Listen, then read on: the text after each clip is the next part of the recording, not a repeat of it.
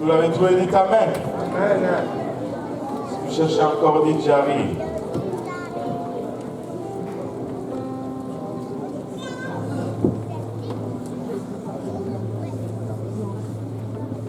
Exode 14, verset 13. La Bible dit ceci, Moïse répondit au peuple, ne craignez rien, restez en place et regardez la délivrance que l'Éternel va vous accorder en ce jour. Et tout le monde dit délivrance. Délivrance. Alléluia. Car les Égyptiens que vous voyez aujourd'hui, vous ne les verrez plus jamais.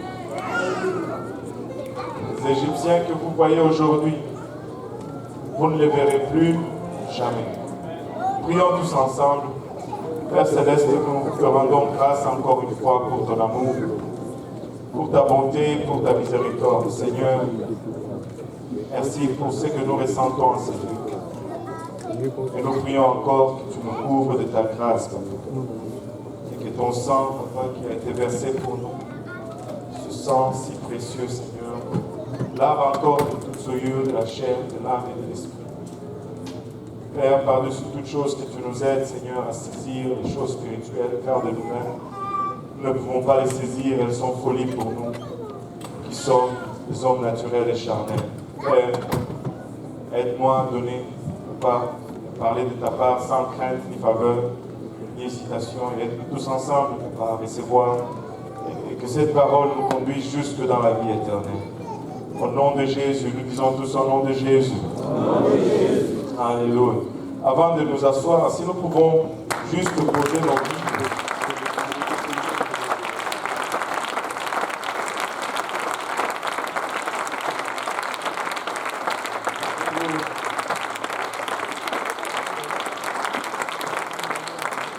Alléluia. Alléluia. Je n'avais même pas dit, mais alléluia. Maintenant, si nous pouvons battre nos mains pour le Seigneur.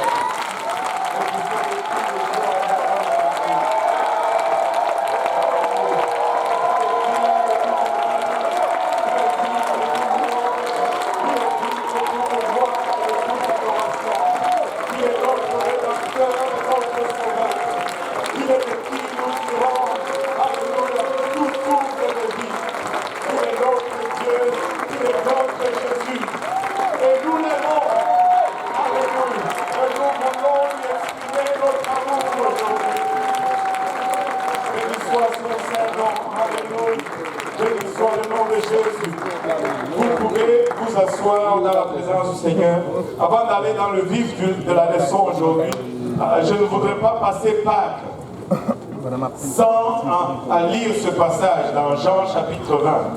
Parce que à chaque fois que je le lis, je me sens excité. Jean chapitre 20, c'était la résurrection. Et vous savez, l'Éternel ne passe jamais d'opportunité pour nous donner un message, pour nous dire qui il est. Regardez Jean chapitre 20, verset 11. Jésus est ressuscité. Regarde ton voisin, dit, il est déjà ressuscité là. Et là, les femmes arrivent à la tombe et trouvent la tombe, la pierre déjà roulée. Lui, il est déjà ressuscité. Et là, elle commence à s'inquiéter, mais qu'est-ce qui s'est passé? Qui a volé le corps? Et là, Marie, verset 11, cependant, Marie se tenait dehors, près du sépulcre, et pleurait, parce qu'elle pensait qu'on a volé le corps de Jésus. Et comme elle pleurait, elle se baissa pour regarder dans le sépulcre. Elle s'est baissée pour regarder un peu dans cette tombe. Regardez le verset 12. Elle vit deux anges, que tout le monde dise deux anges. Elle vit deux anges vêtus de blanc, assis à la place où avait été couché le corps de Jésus. L'un à la tête, l'autre aux pieds. J'aime cette phrase. L'un à la tête et l'autre aux pieds. Ce n'est pas un hasard. Ce n'est pas juste deux anges qui cherchaient une place convenable où s'asseoir. Même lorsqu'ils cherchent la place où s'asseoir, ou lorsqu'ils vont s'asseoir à une place indiquée, ils veulent donner un message. Et cela était clair pour tout juif, pour tout hébreu qui a hérité de cette culture, où ils ont appris comment Moïse a reçu les instructions pour construire l'arche sur laquelle s'est manifestée la présence de Dieu. Il a été instruit précisément à Moïse de faire l'arche en bois, de la recouvrir d'or, de faire le couvercle de l'arche qu'il appelait le propitiatoire. Et aux extrémités du propitiatoire se trouvaient exactement 2 anges.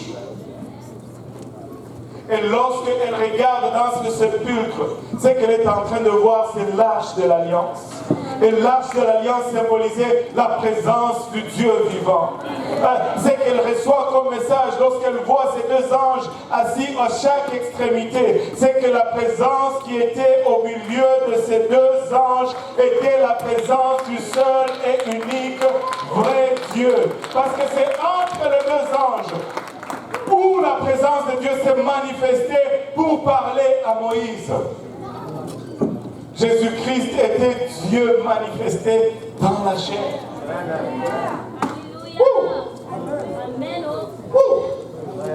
J'aime le Seigneur Jésus-Christ. Je ne sais pas pour vous, mais il est un Dieu extraordinaire. Il est un Dieu de détails. Il est un Dieu de détails. Rien n'est laissé au hasard. Rien n'est laissé au hasard avec notre Dieu. Amen. Vous savez, nous avons lu dans Exode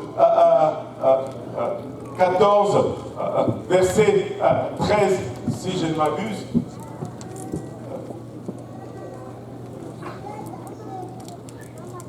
Alléluia. 14, 12, je pense qu'on a lu pas 12. 13. Ok. 14, 13. Allô? Quelqu'un? Je vais aller plus vite avec mes notes.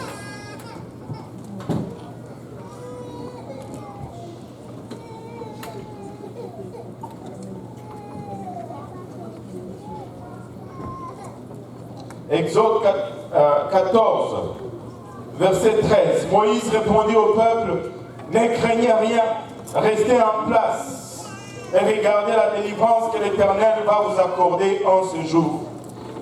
Je voudrais qu'on regarde Pâques d'une façon un peu différente aujourd'hui. Je voudrais qu'on regarde Pâques et voir tout ce que l'enveloppe de Pâques nous amène. Et pour cela, on va juste faire un petit voyage quelques milliers d'années en arrière pour comprendre l'enveloppe de Pâques. Parce que l'enveloppe de Pâques nous amène beaucoup d'autres choses. Amen. Ici, Moïse était déjà sorti de l'Égypte avec le peuple. Ils ont marché pour un temps et ils sont arrivés devant la mer Rouge qui ne pouvait pas traverser. Et la multitude d'Israël était bloquée là à la mer Rouge. Et après un temps, ils ont regardé en arrière d'eux. Il y a Pharaon qui venait maintenant pour les ramener en Égypte. Parce qu'il venait de réaliser qu'il avait perdu la main d'œuvre, qu'il avait perdu un grand investissement, si on peut le dire de cette façon. Ceux qui construisaient la maison sans qu'on ait besoin de le payer à juste valeur venaient de partir. Il fallait faire retourner ses esclaves. Et le peuple, regardant en arrière, voit cette colonne de poussière élevée par l'armée d'Égypte qui venait, commence à murmurer. Et il commence à dire à Moïse: mais qu'est-ce que tu nous as fait? Pourquoi tu nous as fait sortir d'Égypte pour nous faire mourir ici dans le désert? N'y avait-il pas assez de sépulcres en Égypte pour que nous y mourions? Ça m'a toujours interpellé. Je ne sais pas pour vous, mais je ne me suis jamais posé la question: où est-ce qu'on va m'enterrer? Au fait, qu'est-ce que j'ai à voir avec le sépulcre? Quand je meurs, je ne saurais, c'est fini. Qu'on m'enterre ou qu'on me jette à la mer, ça ne change rien. On se soucie de nos maisons parce que nous sommes vivants, nous cherchons le confort, mais après la mort, qu'est-ce que ça fait le sépulcre? cela, sur ces points-là, qu'ils ont commencé à presser Moïse. Il y avait des sépulcres au moins là. Parce qu'ils savaient qu'ils ne pouvaient même pas faire référence à la vie qu'il y menait. Et ils veulent se consoler à la mort qu'ils allaient y mourir. Parce que la vie qu'ils y menaient était une vie d'esclavage. Elle n'était pas du tout intéressante. Mais ils voulaient y retourner, même pour la mort. Aide-nous, Seigneur. Ils disent, nommons-nous un capitaine et retournons en Égypte. Et là, nous allons au moins servir les Égyptiens au lieu de mourir ici dans le désert. Écoute, quand tu meurs, tu meurs. Que ce soit au désert, que ce soit en Égypte, quand tu meurs, tu meurs. Mais laissez-moi vous dire une chose, je préfère encore mourir comme un homme libre que mourir comme un esclave. Que vivre comme un esclave. Je préfère mourir, alléluia, en servant Dieu que vivre en servant le diable. Je préfère mourir comme serviteur de Dieu que vivre comme, je ne sais pas, un capitaine du diable. Amen. Il voulait retourner en Égypte. Moïse répondit au peuple, ne craignez rien. Alléluia. Restez en place. Que tout le monde dise, restez en place. Leur décision est directement proportionnelle à leur spiritualité. Le peuple qui avait une spiritualité là, qui avait une relation avec Dieu là, ils disent, retournons en Égypte, reculons en arrière. Moïse, qui était plus spirituel que le peuple, qui avait une relation plus avancée que le peuple, il ne dit pas reculons, il dit restons en place, ne bougeons pas. Écoutez, des fois là, peu importe ce que le diable fait, je ne vais pas reculer. Si je n'arrive pas à avancer, mais je vais tenir ferme. Je vais rester sur place. Jusqu'à un moment où je vais être en mesure d'avancer. Mais reculer n'est pas une option. Reculer n'est jamais une option. Nous n'allons pas reculer. Nous n'allons pas reculer. Nous les chantons, non, reculer, non, non, non, non, non, non, non. C'est une prière, ce n'est pas juste une chanson. Toujours de l'avant. Alléluia. Mais Moïse, dans sa relation, il dit, on ne bouge pas, on reste sur place.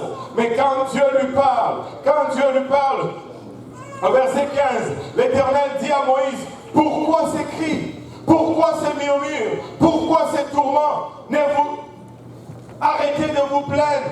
Arrêtez de blablablater. Alléluia. Parle aux enfants d'Israël et qu'ils marchent, qu'ils avancent, qu'ils marchent. Avec Dieu, l'option, c'est toujours aller en avant. Avec Dieu, l'option, ce n'est jamais de reculer. Si tu es en accord avec Dieu, tu vas toujours chercher à avancer. Si tu es, alléluia, en train d'entendre de la part de Dieu, ça va toujours aller de l'avant et jamais reculer. Je ne veux pas reculer. Je veux avancer. Vous savez, si vous regardez d'où Dieu les a tirés, vous allez comprendre. C'était plus de 400 ans d'esclavage en Égypte. C'était plus de 400 ans dans une place où ils étaient supposés être là juste temporairement. 400 ans, alléluia, de labeur, dont ils n'ont pas vraiment récolté le fruit alors qu'ils travaillaient. 400 ans à construire des maisons qu'ils n'allaient pas habiter. 400 ans à construire des routes sur lesquelles ils ne marchaient pas librement. 400 ans à travailler et à creuser, juste creuser des tombes pour leurs fils et leurs petits-fils. 400 ans d'esclavage. Et l'Égypte est toujours le type du monde. 400 ans de trop. Une place où ils devaient supposer être tout au plus pour 3 années et demie. Mais ils y ont fait 400 ans. Ils ont pleuré à Dieu, ils ont crié à Dieu, ils ont pleuré des générations passées, ils ont peut-être, certains d'entre eux ont même perdu l'espoir. que Dieu allait les délivrer un jour. Des prières qui semblaient rester sans réponse. Des prières qui semblaient ne jamais s'élever jusqu'au trône de Dieu. Mais laissez-moi vous dire, il n'y a pas une prière qui meurt. La prière ne meurt jamais. La prière ne meurt jamais. Tu peux ne pas vivre pour voir l'accomplissement ou la réponse à ta prière. Mais la prière ne meurt jamais. Celui qui fait la prière peut mourir avant que cette prière soit accomplie. Mais la prière ne meurt jamais. Tu es peut-être aujourd'hui dans une situation pour laquelle tu as prié et ça semble que ça fait 400 ans depuis que tu pries pour la situation. Laisse-moi te dire, le jour de la délivrance arrive. Pâques arrive. Le jour de la résurrection arrive. Alléluia. Ce n'est pas un hasard quand tu regardes leur délivrance. Dieu envoie Moïse pour parler à Pharaon. Laisse aller mon peuple. Pharaon refuse. Il dit, je ne peux pas laisser aller ton peuple. Et Dieu dit, ok, on va changer tout l'eau en sang. Dieu frappe l'Égypte, le Nil, et transforme tout l'eau du Nil en sang. Pharaon fait de même avec les magiciens. Et dit, moi aussi je peux faire pareil. Je ne laisse pas passer aller le peuple. Et Dieu envoie les grenouilles. Il y avait des grenouilles, la Bible nous dit partout. Même jusque dans le lit de Pharaon. Je ne sais pas pour vous, mais moi j'aime réfléchir. J'aime pousser ça au loin. Je me demande un peu, Pharaon c'était comme si tu allais chez nous, Pharaon ça serait genre comme Kabila, le président Kabila. Tu t'imagines, tu vas dans le palais de Kabila, dans sa chambre à coucher, et que tu trouves une grenouille sur son lit. Il y a un problème. Il y a un problème. C'est comme si tu allais dans le... C'est quoi Sussex, là où reste le Premier ministre. Sussex, quoi, 600... C'est quoi le numéro? Je ne me rappelle plus. Tu arrives dans le palais de Trudeau. Tu vas dans sa chambre à coucher, il y a des grenouilles sur son lit. Tu peux t'attendre à cela pour ceux qui habitent peut-être proche de Saint-Laurent. Ils ont une petite cabane délabrée de la rivière dans un petit bois là. Une grenouille s'est faufilée, personne ne l'a vu. Mais avec tous les gars, avec tous les concierges, avec tous ceux qui lavent, il y avait des grenouilles dans le lit. Amen. Et je pense que c'est chapitre 8, verset quelque chose. Pharaon appelle Moïse et lui dit, viens, il y a des grenouilles dans mon lit. Maintenant, est-ce que tu peux prier pour que Dieu enlève les grenouilles? Moïse dit, ok. Regardez, Exode 8, verset, voilà, 9. Donne-moi le verset 8 d'abord. Pharaon appela Moïse et Aaron et dit, priez l'Éternel afin qu'il éloigne les grenouilles de moi et de mon peuple, et je laisserai aller le peuple pour qu'il offre des sacrifices à l'Éternel. Moïse dit, ok, cool, nous partons pour la délivrance des grenouilles. En affaire, glorifie-toi sur moi. Pour quand prierai-je l'Éternel en ta faveur? Donne-moi seulement le moment que tu veux, et celle de tes serviteurs et de ton peuple, afin qu'ils retirent les grenouilles loin de toi et de tes maisons. Il n'en restera que dans le fleuve. Quand est-ce que tu veux que je prie pour que les grenouilles partent? Regardez la réponse de Pharaon, verset 6. Il répondit, pour demain. Demain. Une autre nuit avec des grenouilles dans le lit.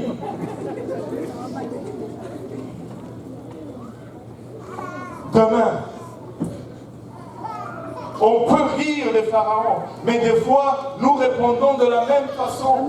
Dieu frappe à ta porte. Il dit, quand est-ce que tu veux que je te délivre de ces péchés? Oh, demain, je vais juste fumer une dernière cigarette aujourd'hui. Quand est-ce que tu veux qu'il te délivre de cette situation? Oh, demain, parce que je vais juste une nuit encore, une nuit avec mes grenouilles.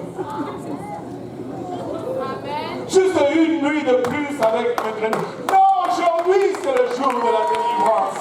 Maintenant c'est l'heure de la résurrection. Alléluia. Seigneur, alléluia, sonde-moi et enlève tout ce qui n'est pas agréable. Maintenant, pas demain, maintenant, aujourd'hui.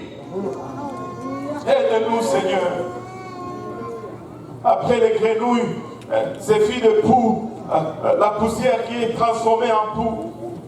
Après les poux, c'était des mouches. Après les mouches, c'était des pestes qui a frappé le bétail. Après cette peste qui frappe le bétail, c'était les gens qui étaient pleins d'ulcères. Après les ulcères, c'était la graine qui s'est transformée en feu lorsqu'elle touchait le sol. Après la graine, les sauterelles. Après les sauterelles, les ténèbres. Et chacune de ces choses représente une divinité. Chacune de ces choses était un dieu ou le symbole ou la représentation d'un dieu égyptien que les Égyptiens adoraient. C'était un de ces dieux qui retenait ce peuple en esclavage. C'était une de ces choses qui était source d'oppression pour le peuple de Dieu. Dieu est en train de dire tout haut aux Égyptiens, écoutez, ces choses ne sont pas plus puissantes que moi. Ces démons, écoute, aucun démon n'est pas plus puissant que Dieu. Peu importe les démons, peu importe la combinaison des démons, un seul Jésus est plus puissant que quelconque combinaison démoniaque.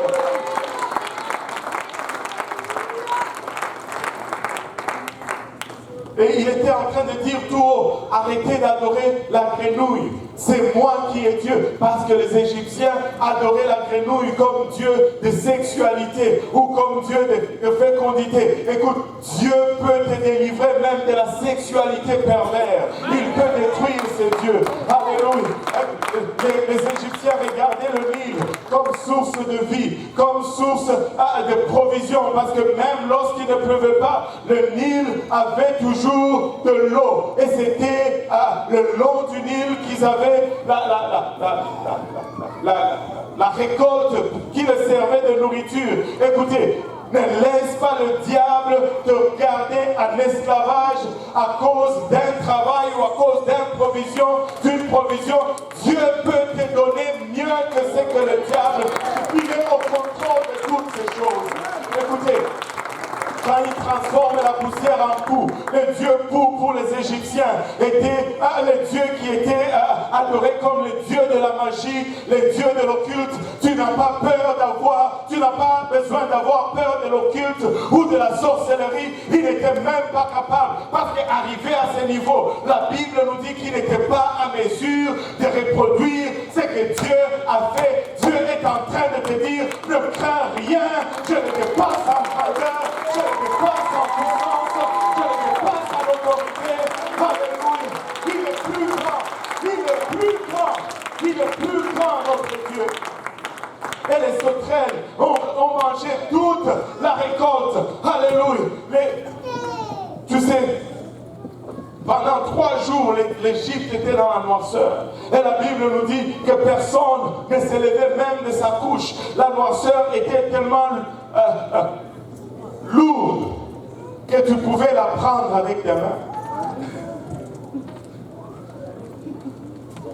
Tu allumais une torche, tu ne voyais rien. Enfin, il n'y avait pas de torche à l'époque. Il est en train de dire, n'adore pas ce soleil. Je suis la vraie lumière. Je suis la vraie lumière. Et en moi, il n'y a pas de ténèbres. Parce qu'en ce moment-là, tu regardais le camp des Israélites, il y avait la lumière. Mais chez les Égyptiens, Hydro-Québec avait tout coupé.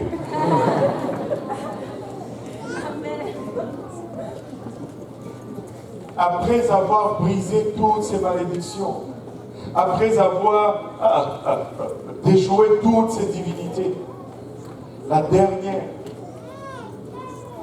c'est celle qui était la mort de tout le premier-né de l'Égypte.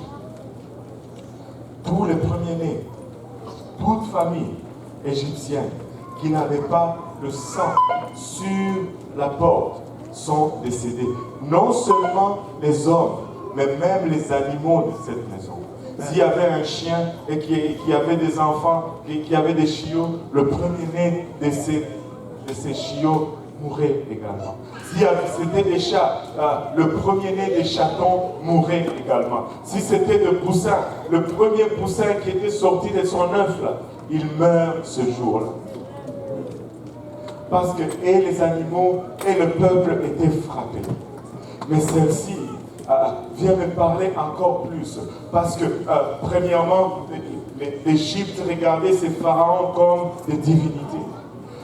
Pharaon était regardé comme le fils d'un dieu avec une femme, comme le fils du dieu Osiris ou du dieu Ra avec une femme, et il était élevé au niveau de divinité.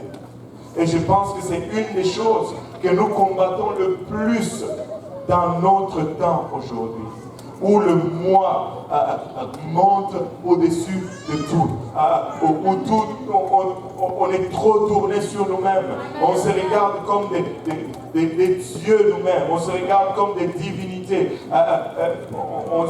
Non, nous devons nous humilier devant ce Dieu.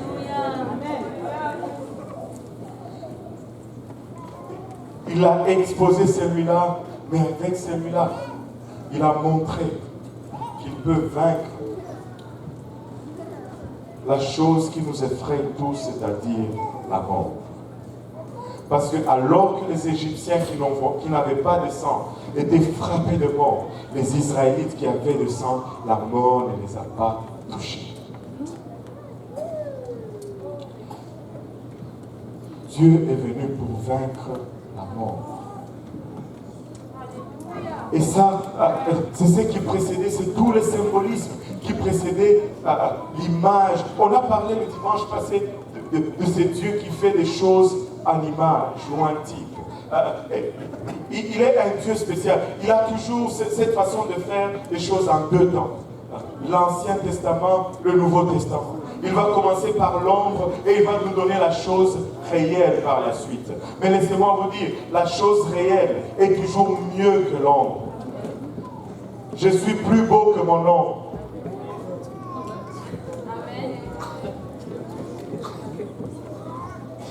Pas d'accord? Alléluia. Je suis plus défini que mon ombre. Quand on regarde mon ombre, on peut avoir une idée de qui je suis. Mais quand on me regarde, on sait exactement qui je suis. Quand tu regardes la loi, tu peux avoir une idée de la grâce à venir. Tu dis, mais comment ça? Mais oui, tu peux voir l'idée de la grâce. Regardez, Dieu construit l'arche. L'arche est finie. Noé et ses enfants ont bossé dur. 100 ans de travail. Et l'arche est finie. Mais Noé rentre, les animaux rentrent, la porte reste ouverte. Un jour, la porte reste ouverte. 2 jours, pas de pluie, la porte ouverte. 3 jours, pas de pluie, la porte ouverte. Jusqu'à 7 jours.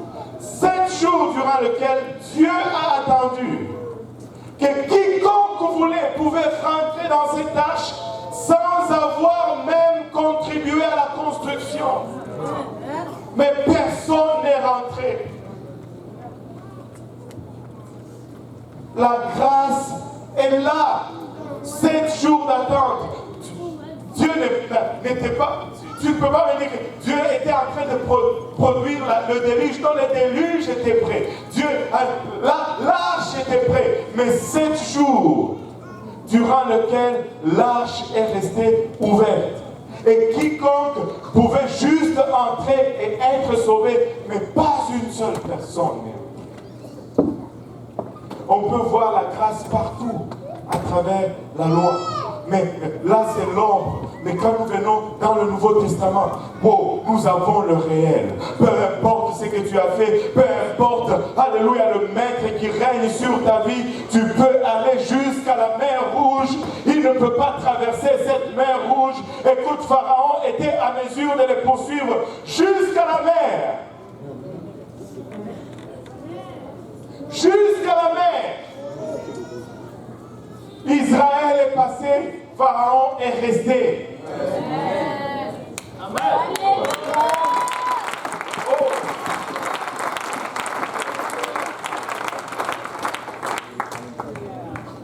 Écoutez, il est un Dieu qui montre toujours les images. Et quand nous regardons dans cette Pâque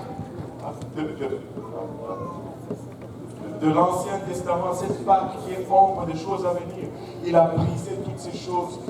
Pensez-vous qu'il va faire moins avec le réel Jésus-Christ? Le premier Adam, il a fait. Le premier Adam n'a pas réussi. Mais le deuxième Adam, Jésus-Christ, il a réussi. Cette première Pâque était l'ombre de la Pâque à venir.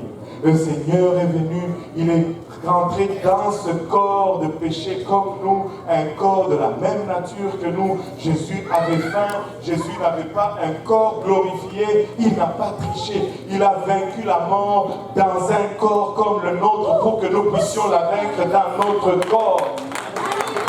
Il a vaincu le péché dans le même corps que le nôtre pour que nous puissions faire pareil. S'il n'avait pas le même corps que nous sommes perdus, nous ne pouvons pas y arriver. Nous ne pouvons pas y arriver. Il avait faim, il s'est fatigué dans sa chair parce qu'il avait un corps comme celui que tu as. Une flèche dans le cœur de Jésus. Tuer Jésus-Christ comme ça peut te tuer aujourd'hui. Il a été faussement condamné. Il a été flagellé. Il a été torturé. Il a subi cet esclavage de l'Égypte. Il a été crucifié. Il a été mis dans la tombe. Mais le troisième jour, il a dit, nous partons d'ici. Il a dit, nous partons d'ici. Je ne peux rester que 3 jours dans ces lieux. Il y a eu 3 jours de ténèbres sur l'Égypte. Et Jésus est resté 3 jours dans la tombe. Et il a dit, les 3 jours sont accomplis. Nous nous levons, nous plions les bras et nous partons d'ici. Écoute, aujourd'hui, si tu t'identifies à ce que tu as, à ce qu'il a accompli pour nous, tu peux vivre ta propre Pâque aujourd'hui. Tu peux sortir de ton Égypte aujourd'hui. Peu importe, alléluia, quelle divinité qui règne sur ta vie. Et peu importe combien de générations ça a régné sur ta vie. Tu peux le vaincre aujourd'hui. Et tu peux sortir de la tombe aujourd'hui. Parce que Jésus l'a déjà accompli. Il fait chaud ici ou bien c'est juste moi? Alléluia. Alléluia. Je pense que c'est le Saint-Esprit, mais bon. Alléluia. Gloire au nom de Jésus. Battons un pour le Seigneur.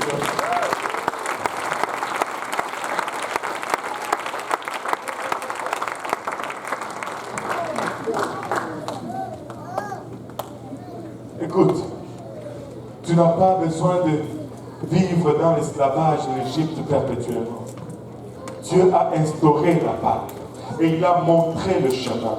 Il a montré le chemin. Il est passé par là. Il est mort. Il a été enseveli et il est ressuscité. Et si tu veux sortir avec lui pour fêter ta Pâque, tu dois suivre le même chemin.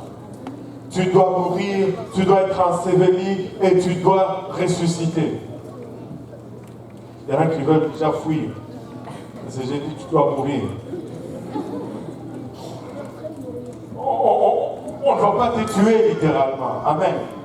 On va juste te demander de te repentir de tes péchés. Parce que la repentance, c'est la mort en ta volonté ou en toi-même. Tu sais, quand on était en Égypte, on marchait dans une direction, on volait, on trompait, on avait toutes sortes de maîtres. Mais lorsqu'on rentre, lorsqu'on veut sortir de l'Égypte, on fait un demi-tour. On ne vole plus, on ne fait plus ces choses. Amen. Ça, c'est notre repentance. Nous devons mourir à notre propre volonté, afin que la volonté de Dieu puisse vivre en nous. Après la mort, tu dois être enseveli. Nous n'allons pas creuser 6 pieds sous terre pour te mettre là-dedans. Nous avons l'eau du baptême ici, qui est notre ensevelissement. Nous sommes ensevelis avec lui par les eaux du baptême. Et comme je vous le disais tout à l'heure, Pharaon, Israël a quitté l'Égypte. Mais ils étaient encore sous le territoire de Pharaon. Jusqu'à ce qu'ils traversent la mer Rouge. Ils étaient encore sous le territoire de Pharaon. Et jusqu'à ce qu'ils traversent la mer Rouge, Pharaon les poursuivait. Mais lorsqu'ils ont traversé la mer Rouge, Pharaon est resté de l'autre côté de la mer. Tu dis, mais qu'est-ce que cela signifie, pasteur? Jusqu'à ce que tu aies traversé l'eau, au nom de Jésus-Christ, il va te poursuivre. Parce que tu restes encore dans son territoire. Tu portes encore son uniforme. Il n'y a que 2 familles. Il n'y a que 2 familles. Ou soit Caïn, ou soit Seth.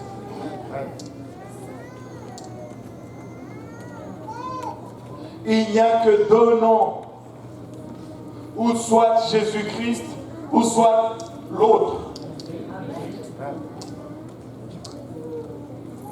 Et c'est par les eaux du baptême qu'on révèle le nom de Jésus-Christ.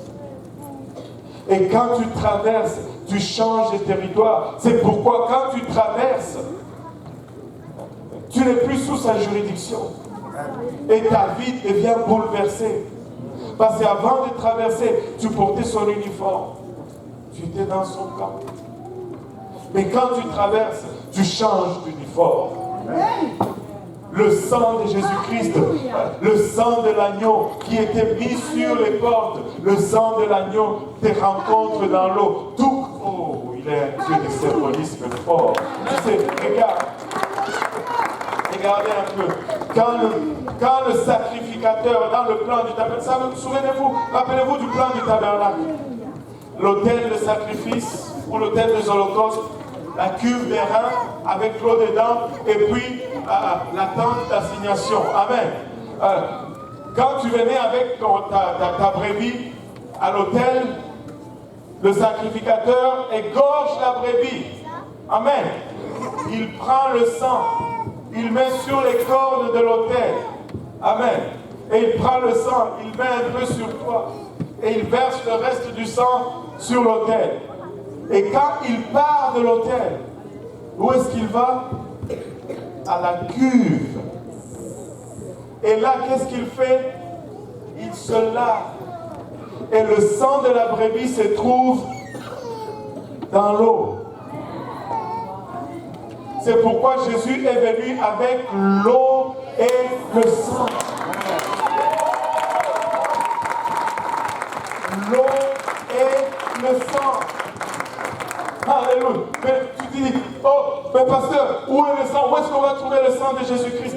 Dans son nom. Acte 5 dit, hey, arrêtez de prêcher dans ce nom-là, parce que à chaque fois que vous prêchez dans ce nom, vous appelez son sang sur nous.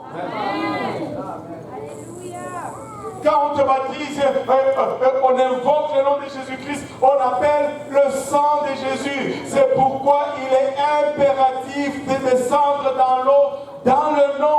Parce que sans le nom, on n'a pas de sang, on a juste de l'eau. Et de l'eau tout seul, ça ne fait rien. Sans effusion de sang, il n'y a pas de pardon des péchés. C'est pourquoi tous les prophètes rendent de lui le témoignage que quiconque croit en son nom, quiconque croit en lui reçoit par son nom le pardon des péchés. Alléluia.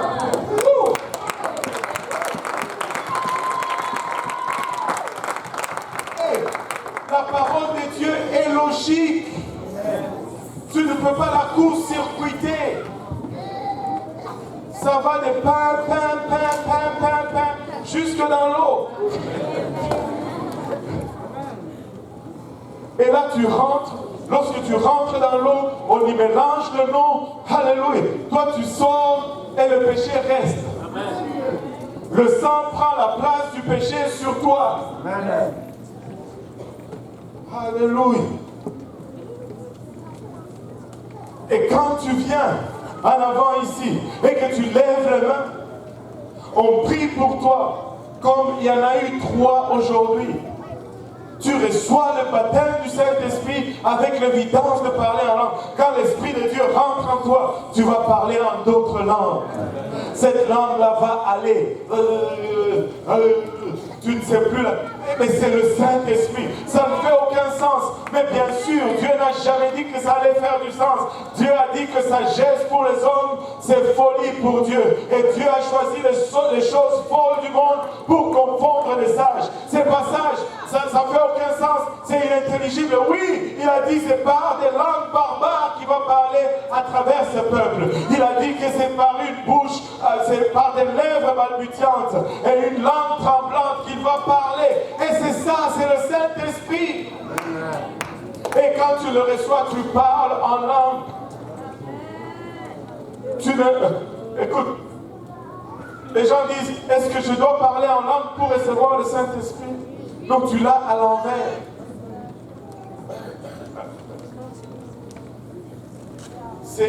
Tu parles le Saint-Esprit parce que tu as reçu, tu parles en langue parce que tu as reçu le Saint-Esprit. J'allais dire que tu parles le Saint-Esprit. Anyway, parce que tu as reçu la langue. On va pas. C'est comme si tu me dis, est-ce que j'ai besoin d'être mouillé pour dire que je suis tombé dans l'eau? Non. Si je suis tombé dans l'eau, je suis mouillé. C'est tout. C'est la conséquence de recevoir le Saint-Esprit, c'est de parler en langue. Est-ce que je peux tomber dans l'eau sans être mouillé? Non. Si je suis tombé dans l'eau, tout le monde va savoir, juste en regardant mes vêtements. Mais c'est lui qui reçoit le Saint-Esprit. On l'entend. Jean 3, 8, je pense, si je ne m'abuse. Jean 3, 8. Je pensais qu'il dormait. Le vent souffle où il veut et tu en entends le bruit. Que tout le monde dise, tu en entends le bruit. Mais tu ne sais d'où il vient ni où il va. Il en est ainsi de combien d'hommes? Tout homme. Ça inclut toi. Tout homme qui est né de l'esprit. Il en est comment? Il en est que tu vas l'entendre. Tu ne sais pas d'où il tire ses mots, ni qu'est-ce qu'il dit, mais tu l'entends. Et pour mettre la cerise sur le sundae, c'est la cerise sur le sundae ou sur le gâteau? Peu importe, les deux c'est bon. Le gâteau ou le sundae. Pour mettre la cerise sur le sundae, les dieux de type et des images. Vous savez, si nous reculons encore dans l'Ancien Testament, nous voyons ces gens qui vivaient cet événement une fois par année, où leurs péchés étaient pardonnés. Ils amenaient un taureau, ils le gorgeaient pour le sacrificateur d'abord. Et puis, ils amenaient un autre taureau maintenant pour le peuple. Et le sacrificateur était habillé avec ses costumes, sa robe de service. Est-ce qu'il y a quelqu'un qui se rappelle, au bord de sa robe, il y avait des cloches. Et quand il rentrait avec ce sang dans le Saint des Saints, en arrière du voile, là où la présence de Dieu se trouve, tout le peuple était en attente, en silence dehors. Si le sacrifice n'était pas accepté, c'était juste, il tombait mort. Mais si le sacrifice était accepté, savez-vous qu'est-ce qui arrivait? Ce qui arrive dans le service ici. Le Saint-Esprit tombait sur lui et il commençait à... Et là, quand ces cloches, quand les gens dehors entendaient ces cloches, quand les gens dehors entendaient, ça veut dire que Dieu avait approuvé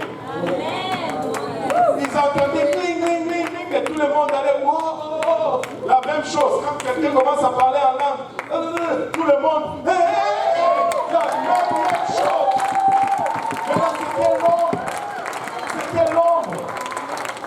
C'était l'ombre. Et vous savez,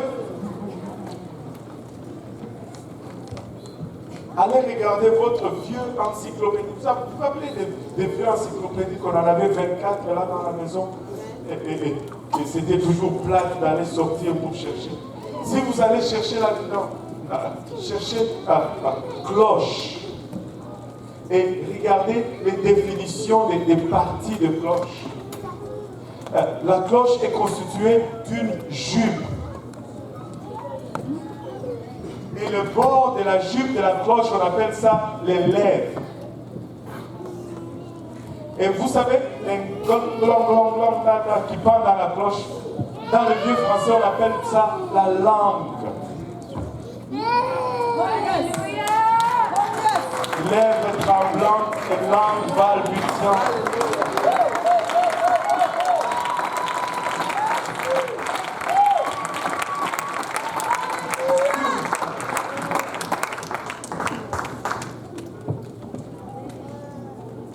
L'ombre et le réel. Aujourd'hui, nous avons le réel. Aujourd'hui, tu peux ressusciter avec Christ et avoir le réel. Et si tu regardes, tu sais, quand tu regardes dans l'ombre, ils attendaient dehors pour voir si Dieu avait approuvé. Et ils savaient cela en entendant. Vous savez, quand tu regardes les trois pas du salut, quand on vient à Dieu, la repentance, c'est moi qui dois actionner la repentance. Je dois me repentir, je dois demander à Dieu, c'est moi qui fais la repentance.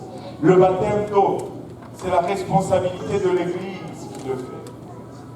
Mais le baptême du Saint-Esprit, nous attendons que Dieu approuve. C'est la responsabilité de Dieu, c'est l'approbation de Dieu. Et comme ça se faisait dans l'image par ce qu'on entend, aujourd'hui, ça se fait encore par ce qu'on entend. Tu peux ressusciter avec Christ aujourd'hui. À nous levant tous ensemble.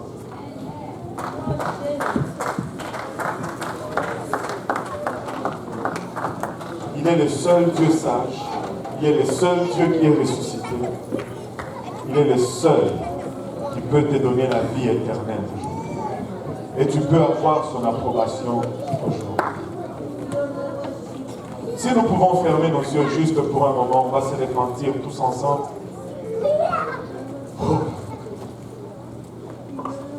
Prions tous ensemble. Seigneur Jésus, nous te rendons grâce éternelle pour ton amour, ta bonté, ta fidélité. Te remercions pour ta parole, Seigneur, source de vie. Père, alors que nous venons humblement devant notre trône, nous reconnaissons, Papa, le prix que tu as payé pour nous, le sacrifice que tu as accompli à la croix pour nous, Seigneur. Notre prière maintenant, Seigneur, c'est que tu nous pardonnes de nos péchés, Seigneur. Que tu nous regardes au moyen de ta grâce et de ta miséricorde, Papa. Que tu nous regardes à travers ton sang précieux, Papa. Papa, pardonne-nous parce que nous avons péché contre toi, par nos pensées, par nos paroles, par nos actions, par nos oublis, Seigneur Jésus-Christ, par notre ignorance, par négligence et des fois même expressement. Nous avons péché contre toi, Père, de sorte que tu es toujours juste dans tes sentences. Maintenant, pardonne-nous, nous te demandons, Seigneur. Et nous te prions, Seigneur, que tu nous gardes sur le chemin, afin que nous ne nous détournions pas, Seigneur Jésus-Christ, jusqu'à ce que tu reviennes, jusqu'à ce que nous allions à ta rencontre. Pardonne-nous et accepte-nous aujourd'hui. Au nom de Jésus. Disons tous au nom de Jésus. Alléluia. Je vais ouvrir ces hôtels aujourd'hui. Alléluia. Si vous êtes là, que vous voulez vraiment ressusciter avec le Seigneur, cet hôtel est ouvert. Si vous êtes là et que vous voulez vraiment vous consacrer au Seigneur, cet hôtel est ouvert. Si vous êtes là et que vous n'êtes pas encore baptisé au nom de Jésus-Christ, nous avons l'eau, nous avons des vêtements de rechange, ça ne prend que votre obéissance. Si vous n'avez pas encore reçu le don du Saint-Esprit, cet autel est ouvert. Si vous avez quelconque situation familiale ou quelconque situation physique, Dieu peut vous délivrer aujourd'hui. Aujourd'hui, c'est le jour de la résurrection. Alléluia. Aujourd'hui, c'est le jour de la délivrance. Que Pâques soit réel avec vous. On va venir, les hommes à ma gauche, les dames à ma droite. Alléluia. Et on va aller vers le Seigneur. Il va remplir du Saint-Esprit en ce lieu. Et si vous voulez revêtir de son nom, alléluia, nous avons tout ce qu'il vous faut pour y obéir aujourd'hui. Gloire au nom de Jésus, gloire au nom de Jésus. Gloire au nom de Jésus. Peuple de Dieu, soyez, alléluia, alerte, soyez un peu conscients des gens autour de vous. Il y a des gens qui recherchent Dieu, il y a des gens qui désirent, alléluia, recevoir le Saint-Esprit aujourd'hui. Alléluia Seigneur, alléluia Jésus, alléluia Seigneur.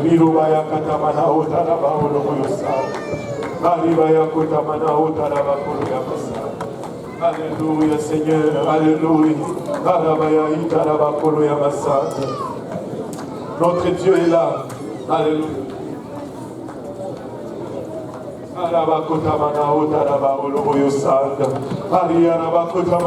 Alléluia Jésus. Alléluia. Si l'Église peut lever la voix maintenant, si l'Église peut toucher le trône de Dieu aujourd'hui, il est réel, il est réel, il est réel. Alléluia, alléluia, alléluia. Tu reçois le Saint-Esprit en adorant. Tu reçois le Saint-Esprit en adorant. Alléluia. Gloire au nom de Jésus, gloire au nom de Jésus. Gloire au nom de Jésus.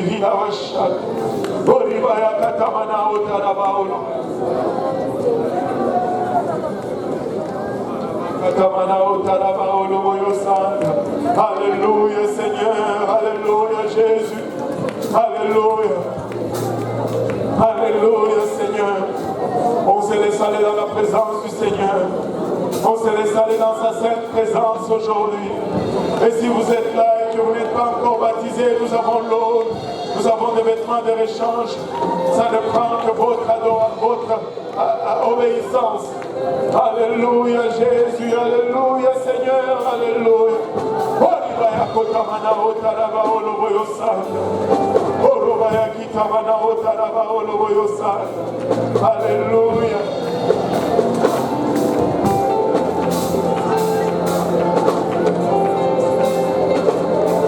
Alléluia.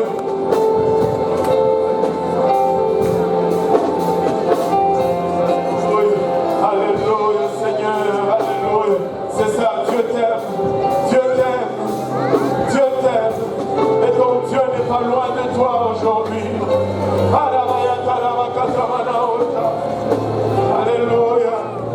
Alléluia Jésus. Alléluia Seigneur. Alléluia.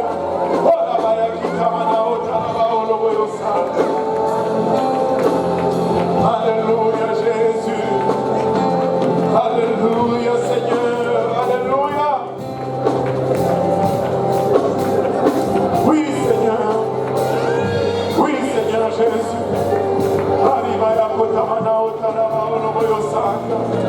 Alléluia, alléluia, alléluia. Alléluia Jésus, alléluia.